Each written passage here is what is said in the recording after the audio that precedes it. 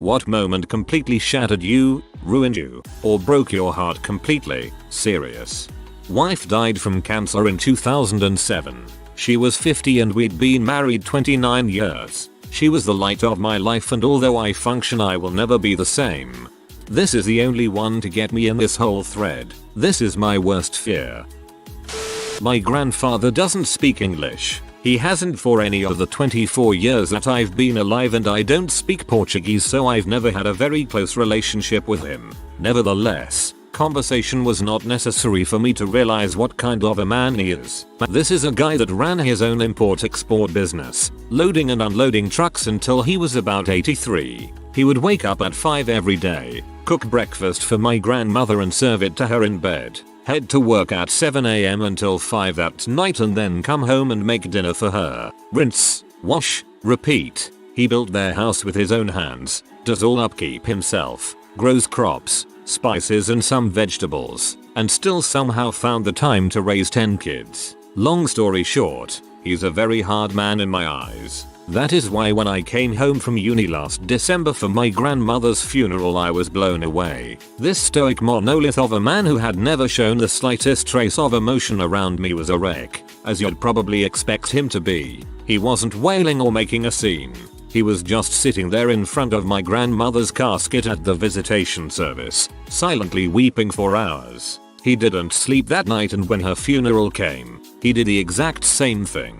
He stood there through the burial weeping, and when the time came for everyone to throw their handful of dirt into the ground, this man fell to his knees and let out the slightest whimper. It was the sound that broke my heart, because even at the faintest volume one heard this man's entire life shatter in that one breath. My grandmother was buried a day after what would have been their 70th wedding anniversary in this year. Not 3 days ago I had to relive that moment. It was the first Thanksgiving we've ever had without my grandmother, and my grandfather refused to partake. He just sat on my grandmother's bed the entire day silently weeping. It wasn't until I saw this man crack that I realized what it truly meant to love someone with all your heart, and simultaneously what it meant to truly be heartbroken.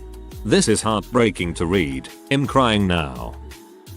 My brother was staying with us and had gone upstairs to take a shower. I had a bad feeling after 15 minutes and no water was running. I knocked on the door and didn't get an answer. I ended up pushing the door open and saw him covered in his own blood in the bathtub. It felt like hours for the ambulance to show up, even though I know it could have only been a few minutes. My mom went to the hospital. I had to stay with my 1.5-year-old nephew. They didn't think it was right to have him see any of it. I ended up cleaning up the blood myself so my mom wouldn't have to. It was 5 years ago and I remember it like it was yesterday. I moved my entire life to a new state because my boyfriend was transferred for work. He broke up with me a month later after 8 years of being together. I witnessed my 11-year-old cousin's death during a family vacation about 16 years ago. I was really little, so emotions weren't really a thing yet, but 2 things said in one conversation years later were really difficult to think about. 1. My dad and I were talking about him. My dad told me that he had been teaching my cousin earlier that day how not to be afraid of a baseball flying at his face so that the other kids on his team would stop making fun of him. 2. When we got to talking about the aftermath of my cousin's accident, my dad said something to the effect of, "It was really surreal to realize life had to keep going that day. There was an ambulance in the driveway, people crying, tons of chaos, and none of you, the other 6 cousins, got it. All you guys wanted was some mac and cheese." After what felt like an eternity of waiting, hearing my mum break down and cry while telling me the paramedics couldn't revive my 2-year-old brother, I'll always remember that day pretty vividly. I was only 8 and blamed myself.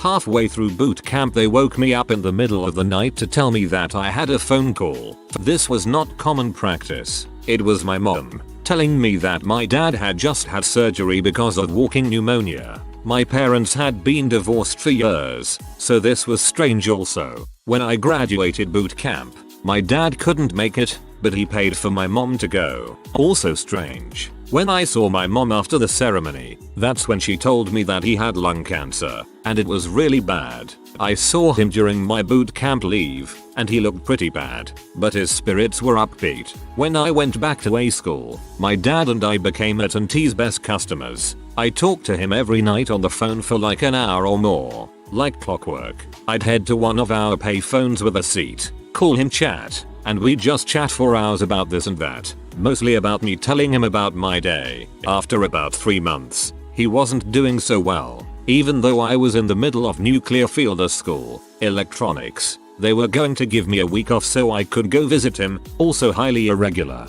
This would force them to have to move me to a new class. I had airline tickets all set to leave on Friday afternoon to go home and spend a week with him. On Friday afternoon, as I was finished up a few more classes, my chief and the base chaplain pulled me out of a transistors lab. My dad had died that morning, hours before I could see him again. You had excellent commanding officers. When the husband of a close friend told me that she'd died, as well as her unborn baby, in a freak incident a week before giving birth, I felt agony for her, for him, for their baby, for so many for so long.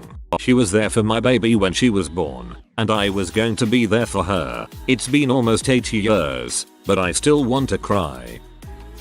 The moment I found out my fiancée cheated on me is the moment I knew I'd never love anyone the same way I had once loved her.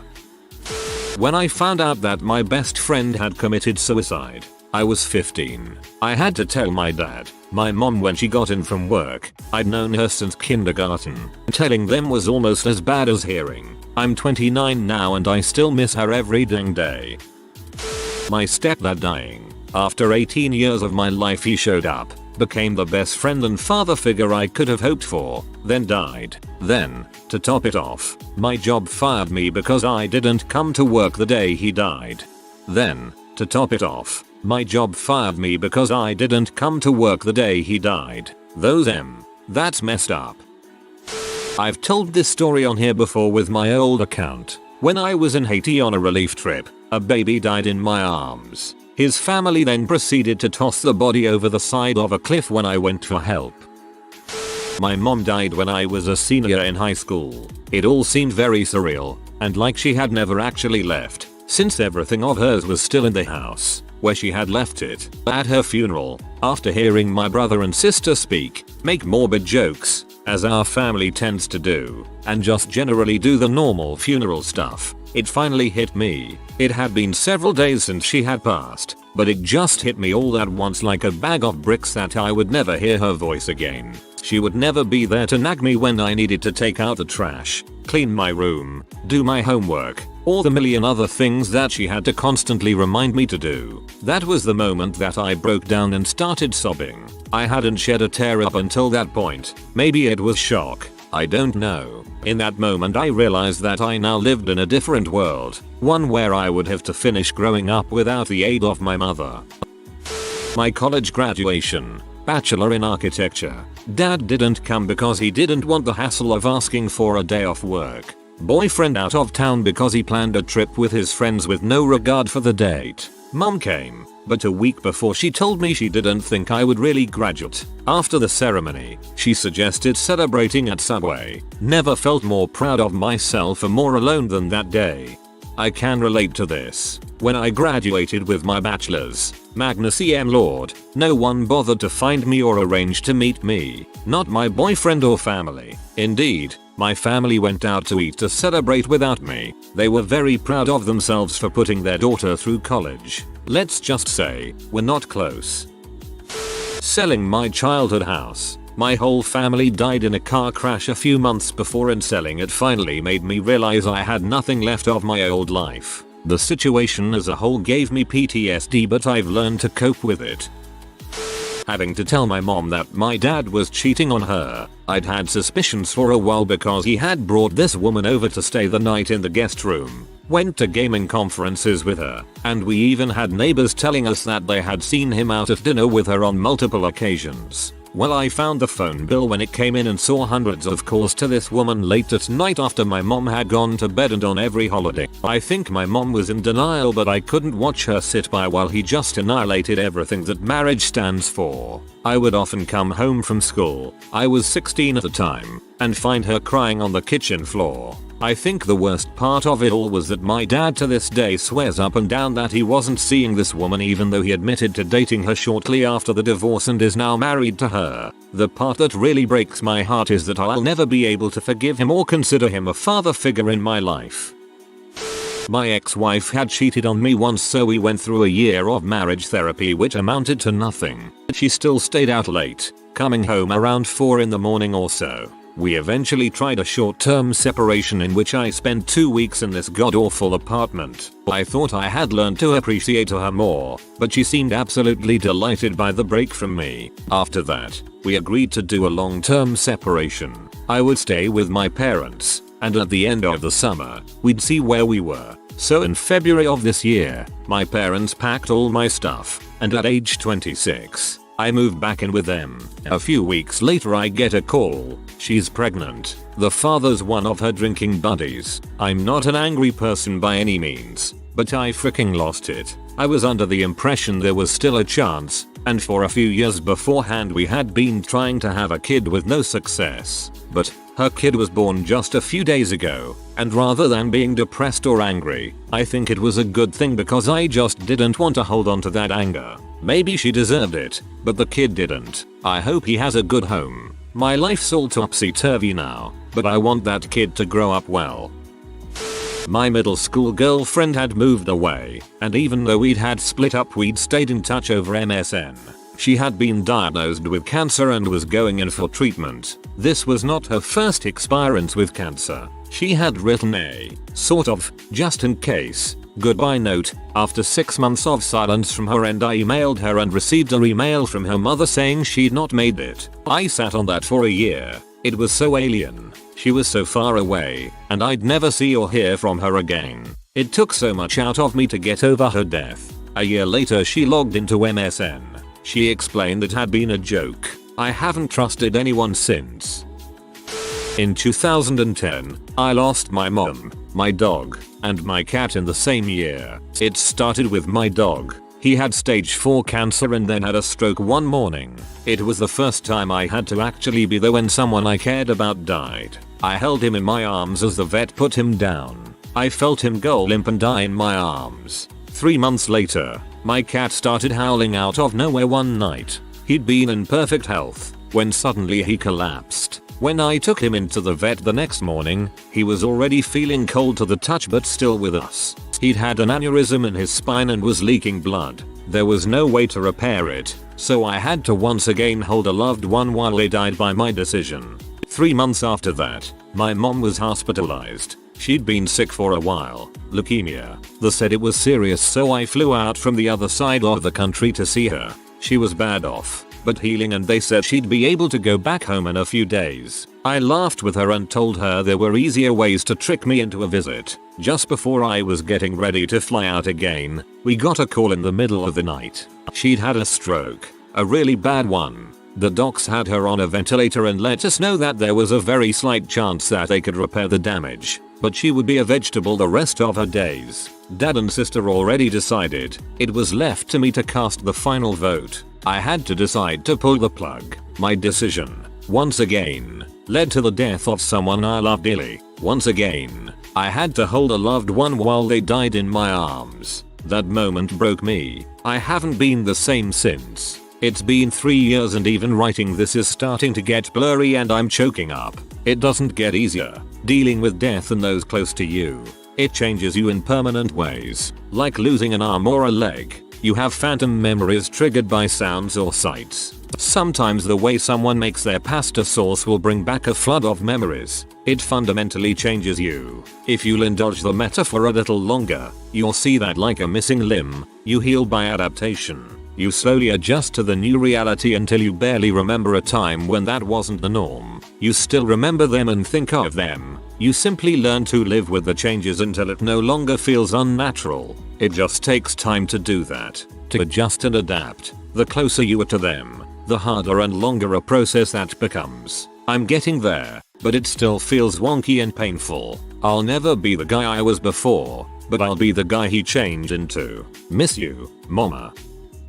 Right now my 9-year-old niece is losing her battle to brain cancer. I was there a month and a half ago, went trick-or-treating with her, her brother and my daughter. We knew the news then, but she has deteriorated rapidly, no longer can walk, sleeps a lot and has very few lucid moments. Got a call from my mum to come quickly, so making arrangements to travel there. This is one of the worst tragedies to hit our family, but seeing my brother, who himself is very ill, being shattered by losing his daughter is the most heart-wrenching thing to watch. I honestly think he is not far behind her. He's so ill. I think he is just hanging on for her. When I found out my husband was molesting our daughter, I didn't know if I could ever trust someone again. It changed me fundamentally. I've been in therapy, and that's helped. It's been 5 years, and I'm only now starting to feel like myself again. Dang. I can't even imagine this. I'm so sorry you and your daughter had to deal with this. My best friend in the army got killed by an IED in Afghanistan about 4 years ago. He had just proposed to his girlfriend over Skype and she had said yes weeks before. Seeing that pain killed me at his funeral. What broke me was me telling her a year later, while she was crying to me, that Shane would have wanted her to move on and not to feel guilty. Basically, I told my best friend's fiancé that it was alright to move on and date again. I still feel conflicted that it's what he would have wanted, but also, I dunno. War sucks. Your friend loved her. I'm sure he would not want her to spend her life alone and miserable just because he can't be here with her. You did the right thing. I'm sorry you lost your friend. When my mum came home from the hospital and told me my little brother wasn't with her, he died after a few days of being born. I just remember breaking down and not going to school for a week. I was 7.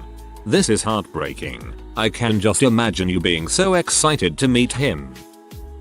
I'd just gotten a phone call from my housemates telling me that my best friend had died. Minutes later, his girlfriend called me from the airport asking me what the frick was going on. They had been apart for a semester while she studied abroad. She was flying back that day to finally reunite with him and they were madly in love. I had to be the one to tell her that he was gone. Out of all the ways to go, having it happen while listening to your favorite band has got to be one of the best ways, at least. I was cheated on by my wife while deployed in Afghanistan. It's the most helpless feeling in the world knowing your family is being torn apart. You blame the distance at first, and then you blame yourself. My dad killed himself my junior year. It's a really different sort of thing having someone kill themselves instead of dying by other means. My mom was seriously depressed for well over 2 years and became addicted to antidepressants and sleeping medication. My little sister switched school and became an entirely different person and to this day blames my mom for what happened. I kind of just fought through it. I had to become the adult. I got an extra job and would work well past midnight on most school nights and would wake up early in the morning for 0 hour. I never told anyone at my school and just did my best. I don't know how else to explain it, but facing that sort of thing at a young age hardens you, makes you stronger. I made the conscious choice to not let what happened tear me apart for the rest of my life. I'm currently in college and doing pretty well. I'm older. Had a pretty darn good life. Sure, there's been pain here and there, some caused by others, most caused by myself, but all in all, I'm pretty dang lucky. Just didn't know how lucky until reading this thread. The amount of pain here is only outdone by the amount of compassion, courage, healing, persistence and flat out heroism by so many. You people just impress the heck out of me. In threads like this. In others, not so much. But there's more light here than I could have ever thought possible. The moment my boyfriend of 4 years' phone lit up with a message from Hannah saying I love you boo. Good night. I remember staring at it for a long time. He was in the bathroom and I wanted so badly to look through his phone, but I didn't. I just stared at that screen until it went dark. The feeling of him coming back into the room and kissing the top of my head was one of the worst moments of my life. For so long it had been a loving gesture, and now it was just empty. He didn't love me the way I loved him. He had cheated on me with her for about a year. It destroyed me, but the person I rebuilt is a much stronger, smarter, and overall better person. I think the worst part of cheating is realizing how little you know about a person you love. finding out one of best friends convinced my then girlfriend to break up with me just so he could sleep with her.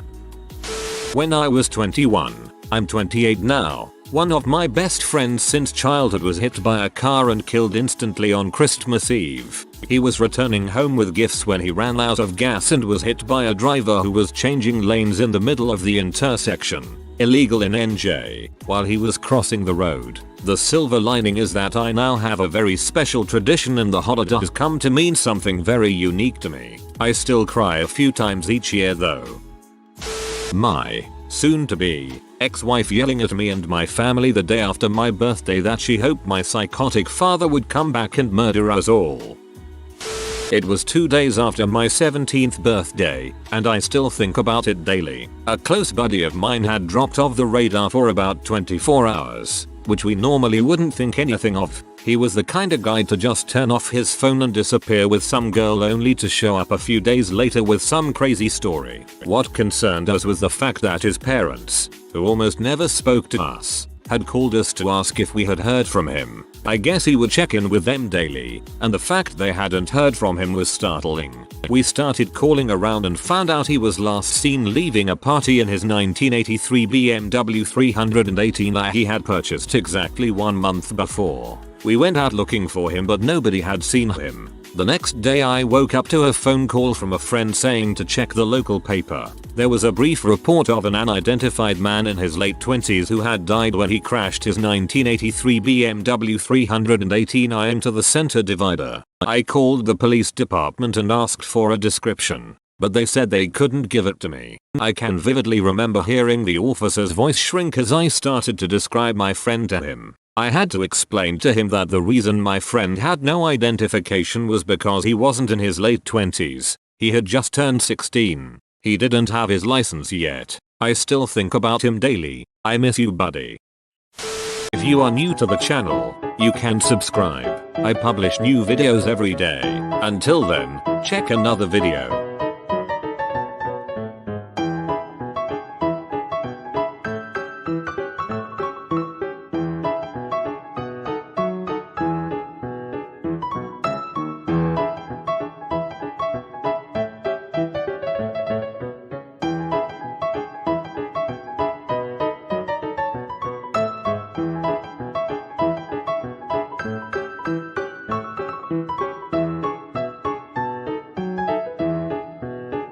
Bye for now.